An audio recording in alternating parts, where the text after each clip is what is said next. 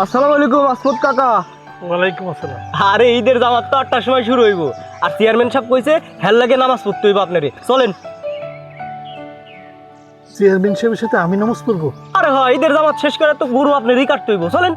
আব্বা তুমি একটু দাঁড়াও, আমি আইতাছি। এনেন আব্বা পাঞ্জাবি। এটা কে দিছে? যে বেলা হয়ে দিছে, আপনি এত কিছু দেখা লাভ নেই তো, আপনি যান পড়ে আসেন। আরে কাকা যাও তো, পড়ো তাড়াতাড়ি পড়ো। আসুন। কাকা তাড়াতাড়ি, 8টায় জামাত। আব্বা আপনার এই পাঞ্জাবিটা খুব মানাইছে, অনেক সুন্দর লাগতেছে আপনার এই পাঞ্জাবিটা। কাকা এই পাঞ্জাবিতে তো আপনারে অনেক সুন্দর লাগতেছে, আরে এখন তো মনে হইতাছে আপনিই চেয়ারম্যান। শ্রদ্ধেয় আব্বা, আমি আপনার ছেলে কবির। জীবনে কোনো দিন আপনারে কোনো কিছু দিতে পারিনি। এই প্রথম আপনার জন্য একটা পাঞ্জাবি পাঠাইলাম।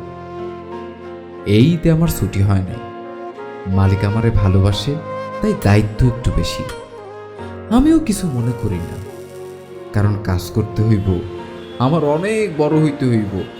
মীরা আমারে ফোনে কইছিল এবার নাকি চেয়ারম্যানের সাথে আপনার নামাজে যাইতে হইব। এরপর আপনি অনেক লজ্জা পাইছেন, তাই না আব্বা?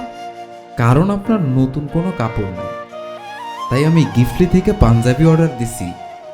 নিশ্চয়ই আমার আব্বারে পাঞ্জাবিতে অনেক সুন্দর লাগতেছে। আর মীরারে কয়ে দিছি পাঞ্জাবিটা যেন ঈদের দিন আপনারে দেয়। আব্বা আমার জন্য দোয়া করেন। আমার পোলা আমার লাগে পাঞ্জাবি পাঠাইছে। আব্বা আপনি কাইন্দেন না তো, যান নামাজটা পড়ে আসেন। হ কাকা, এই আনন্দের দিনে ঈদের দিনে কেউ কান্দে, চলেন জামাতে দেরি হয়ে যাইতেছে, আসেন।